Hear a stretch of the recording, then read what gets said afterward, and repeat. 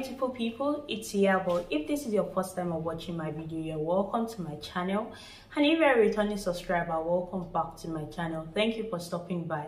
In today's video, I'm going to be telling you guys about the direct and indirect rule in colonial Africa. Now I'm saying colonial Africa because I'm just regarding this rule to the period of time when Africa was being colonized by foreign authority.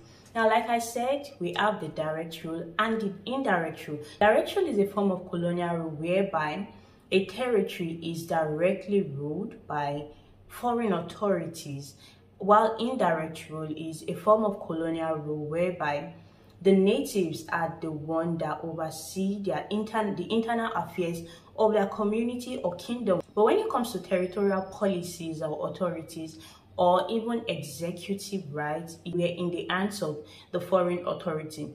Now, the British made use of indirect rule. Most territories that were under the British West African Protectorate were being ruled through the indirect rule. Now, let's use case study of Nigeria, right? When Nigeria was on that British Protectorate, traditional rulers like the Emir of Kano, the Alafin of Oyo, the Oni of Ife, the Oba of Benin, they still had their rights as traditional rulers, and they very much controlled their people, their kingdom, and their community. But they still give reports to the colonial masters. For example, taxes were paid to the Oba of Benin, taxes were paid to the Alafin of Oyo, but a quota would be paid to the colonial masters. So let me just tell you guys the hierarchy, right? So we have the governor, we had the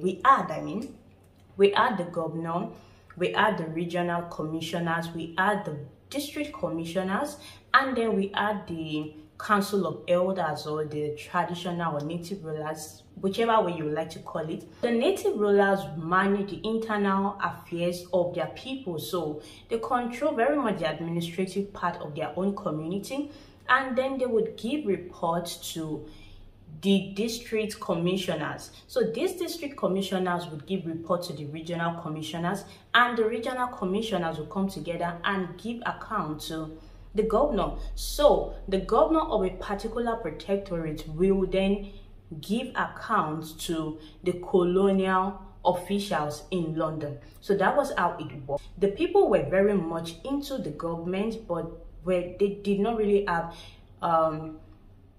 more like the final authority. You understand what I mean? So when it comes to grassroots level, the people were very much involved. Into military, the people were also involved. You have the Yorubas, the Igbos, and the Awusas. They were very much involved in the military. This very much involved other British West African protectorates, not just Nigeria. Also, countries like Rwanda was ruled indirectly by the German Empire. But unlike the indirect rule, for direct rule, colonizers would send people directly to control every affairs of the territory, both internal and both external. Even when it came to military, a good example of direct rule was the administration of King Leopold II.